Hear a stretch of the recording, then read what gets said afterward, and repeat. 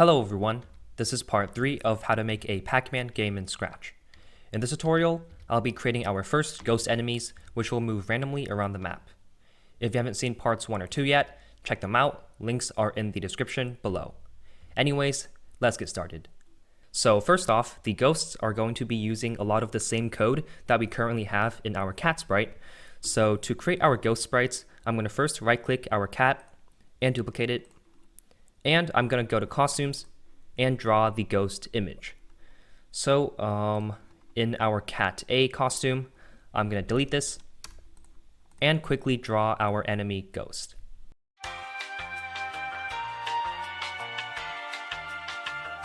Alright, so I finished drawing my ghost images, and I have one facing towards the right and one facing towards the left.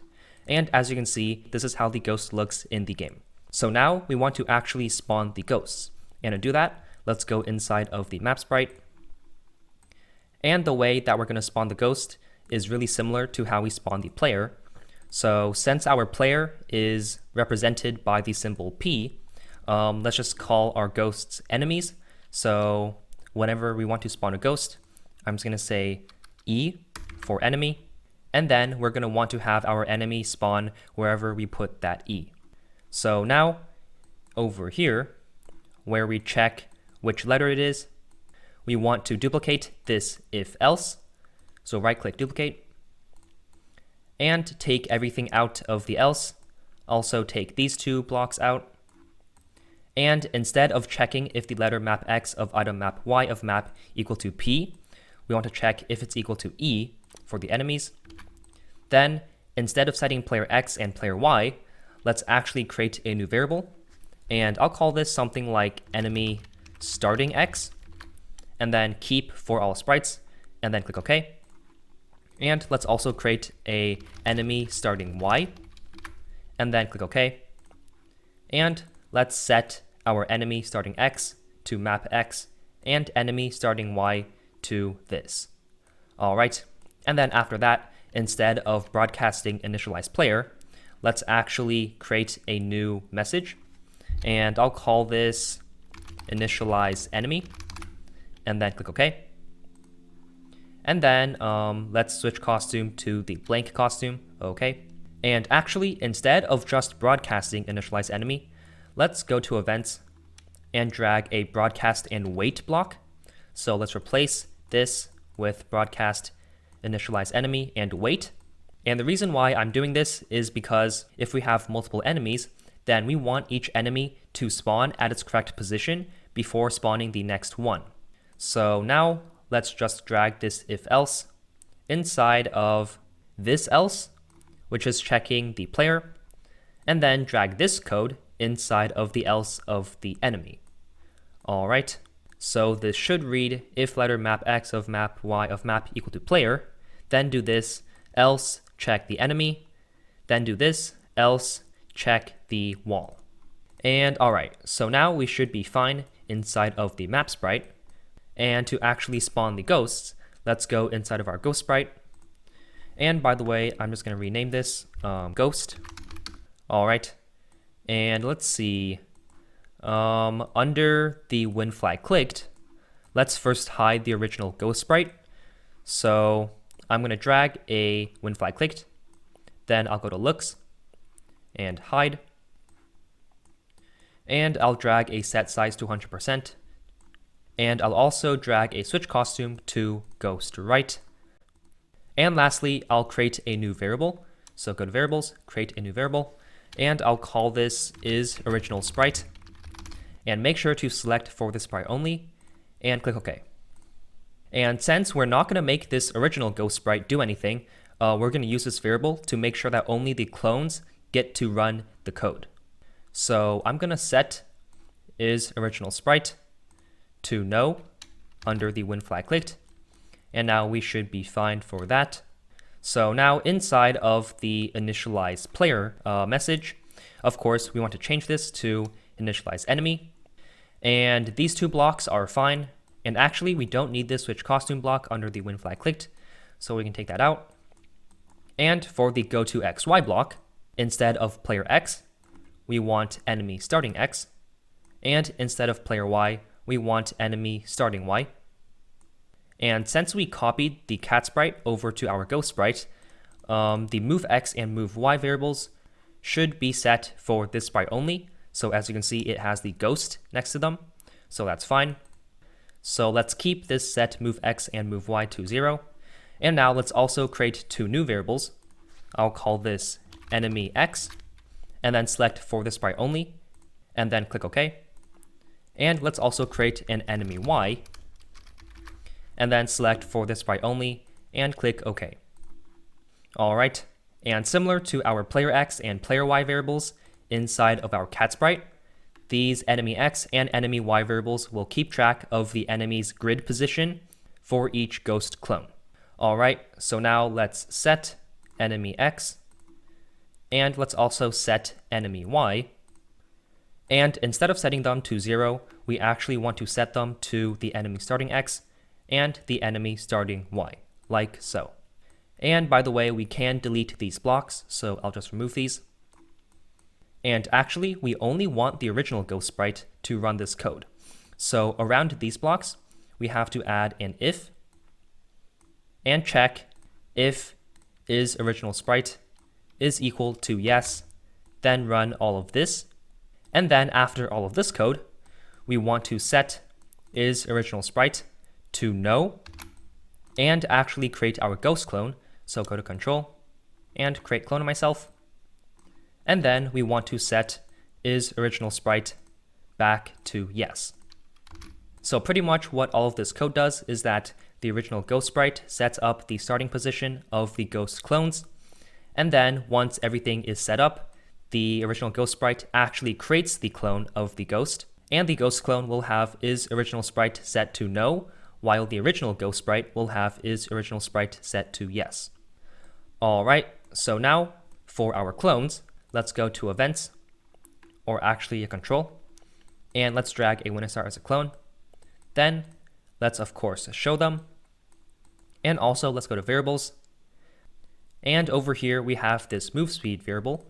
So let's set the move speed of our ghosts to, let's make it a bit slower than the cat. So I remember our cat move speed is 3. Alright, so I'll make the ghost move speed 2. And that should be it for our when I start as a clone block. And now let's see. So obviously we don't need this check keys custom block because our enemies will not be controlled using the arrow keys. So let's take this out. Alright. And now let's edit the move up down and move left right custom blocks. So right now the move up down custom block uses our player X and player Y variables. However, we want to use our enemy X and enemy Y inverted variables. So right now we don't have a enemy Y inverted variable, so let's create one. So enemy Y inverted, and make sure to select for the sprite only because different ghost clones will have different values of this variable. Alright, and instead of player Y inverted, let's drag in enemy Y inverted. And let's see, okay, so over here, there is player Y. So let's replace that with enemy Y. And everything should be fine over here. However, over here, there is a player Y, so let's change that to enemy Y. And I believe that should be fine for the move up and down block. So now on to the move left and right block. Let's replace this player X with enemy X, and replace this player Y inverted with enemy Y inverted, and replace this player X with enemy X, and also replace this player X with enemy X. And now I believe we should be fine for those two blocks. Alright, so now let me find the place where it's calling the move up and down and left right blocks. And okay, so it's over here. And currently all of this code is under the when I receive initialize player message. However, instead of changing this to when I receive initialize enemy, I'm actually going to go to the map sprite, and at the end of this generate level block, I'm gonna go to events and broadcast new message, and I'll call this start game. Okay, and then back to our ghost sprite, I'm gonna change this from initialize player to start game. And the reason why I'm doing this is because I want to wait until all of the ghosts are loaded from the map, and then I want them to all move at the same time. So now, inside of this forever loop, I'm going to take out these two can change direction blocks and just leave the move left right and move up down blocks inside of here. And remember, we created this enemy y inverted variable. So of course we have to set this variable before we move the enemy. So let's go to variables and set our enemy y inverted. Let's go to operators, grab a plus, and go to variables, scroll down to lists, grab a length of map, and then let's go to operators, grab a minus, drag the length of map on the left side, and subtract, go to variables, the enemy y, and then drag this on the left side of the plus, and add 1. All right, so this is going to be our enemy y inverted variable, which is used in our move up down block, and also our move left right block. And of course, we only want the ghost clones to run this code because we don't want the original ghost sprite to run this.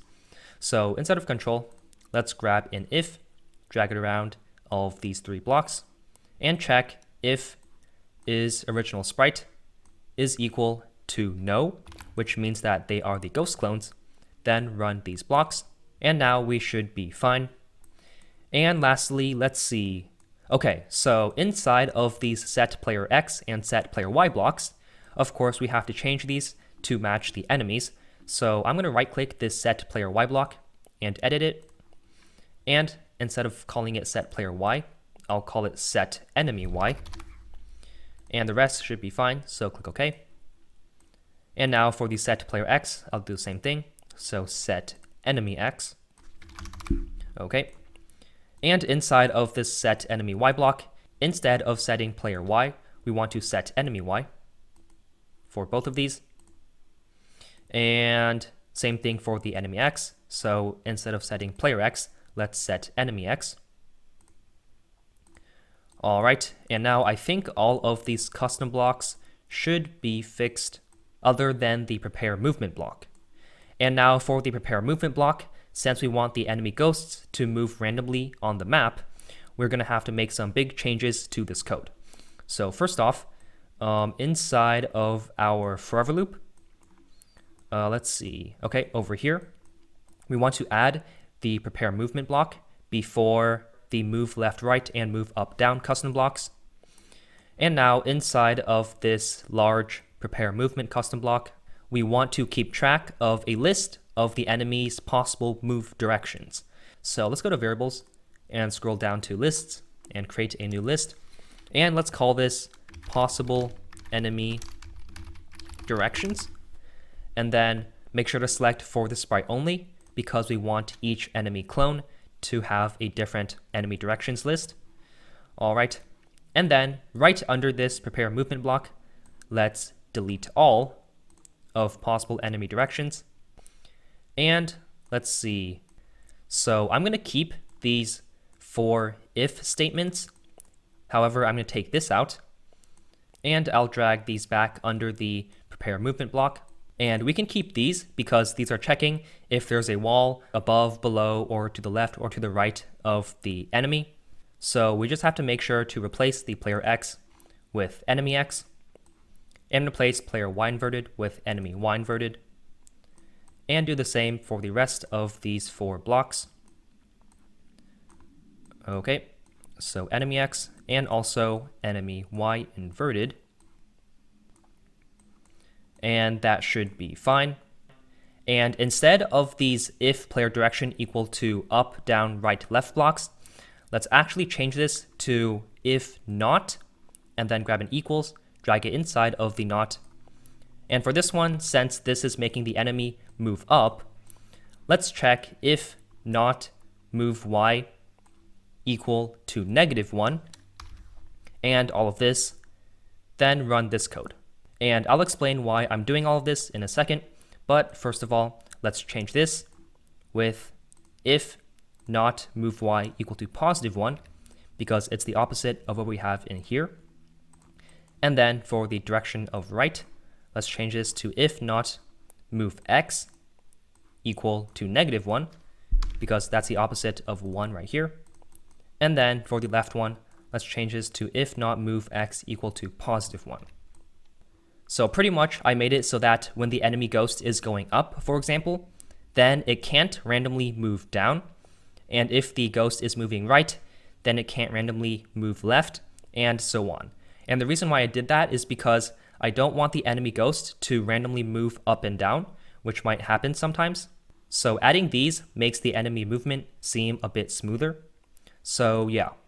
So now instead of these set move x and move y blocks, let's actually take these out. And instead, let's go to lists and let's add. So grab the add thing to map block and drag this inside of the first if. And let's add up to possible enemy directions. So pretty much if the enemy is not currently moving down and there's no wall on top of the enemy, then it's going to possibly change its direction to go up. So now for the next one, let's add down to possible enemy directions. And then for the one after that, let's add right to possible enemy directions. And lastly, let's add left to possible enemy directions. All right, and lastly, after all of that, let's actually set the enemy direction. So to do that, I'm going to create a new variable, and I'll call this enemy direction. And then make sure to select for the sprite only, and click OK. And after all of these 4 if statements, let's set the enemy direction to, let's go to operators, grab a pick random of, so right here, and put this inside of the set enemy direction. And let's pick random 1, 2, let's go to variables and lists, and grab a length of possible enemy directions.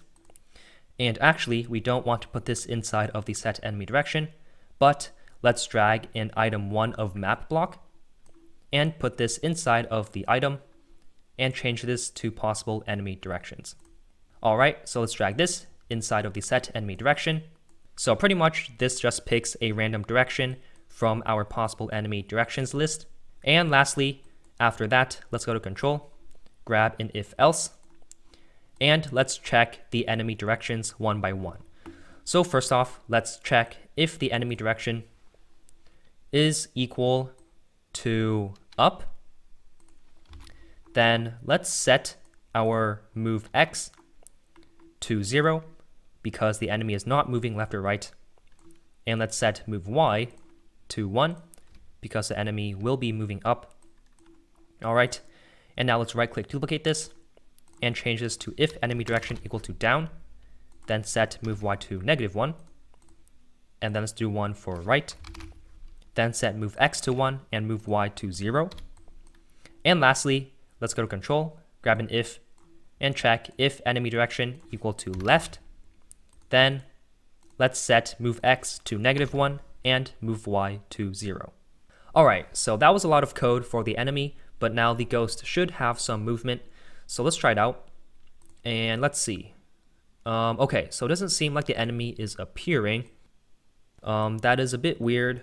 Oh yeah, so under this when flag clicked, I accidentally set is original sprite to no.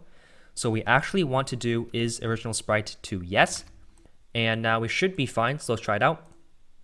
And yeah, all right, cool. There's our enemy, and it seems to be randomly moving. Awesome. So let's watch it move randomly. And the movements seem to be completely random. As you can see, it's moving up, down, left, right when there is an available spot. And it'll also hide the enemy X and enemy Y variables. Okay. And it seems to be working fine. All right, cool. However, okay, so the enemy is now trapped in this corner over here. So let's see how we can fix that. All right, so under the move up and down custom block, let's replace this if with an if else. So let's go to control and drag an if else and drag everything inside of this if, and then drag this also inside of the if and drag this back in.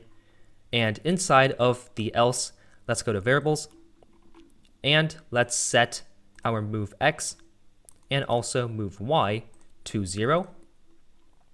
So pretty much what this does is that if the enemy sort of reaches one of these like corners, then it's going to reset all of its move X and move Y, and then it's going to be able to back out of the corner. Okay, so let's do the same thing for the move left and right custom block.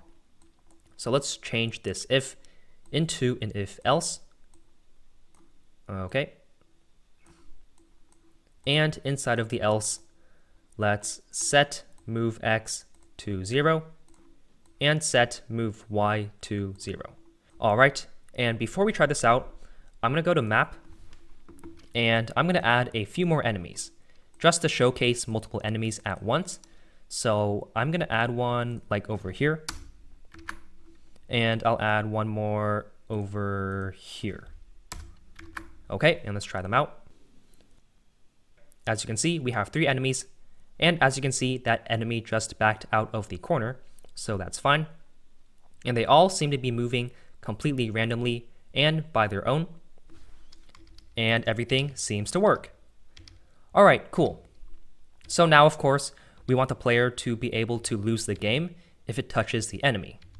So for now, I'll just add a simple stop all script inside of the cat sprite.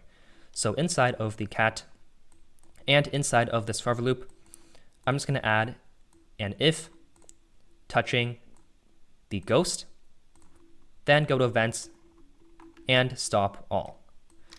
All right, so let's try it out. So 3 enemies. Okay, looking good. And they're moving randomly. And if the cat touches one of the ghosts, then everything stops. All right, cool. So I'll just do a bit more gameplay just to test everything out and to make sure that all of the enemies are working correctly. Okay. These are all random movements, and all of the 3 enemies move independently. Okay, seems fine. And then if the cat touches the enemy, then the game stops. All right, cool. Anyways, that's it for this tutorial. If you enjoyed it, then give it a thumbs up and subscribe too, if you haven't already. In the next tutorial, I'll be adding enemies that follow the player by creating a path-finding formula. By the way, this project is shared on my Scratch profile. Link is in the description below. Anyways, that's it for this tutorial. See ya!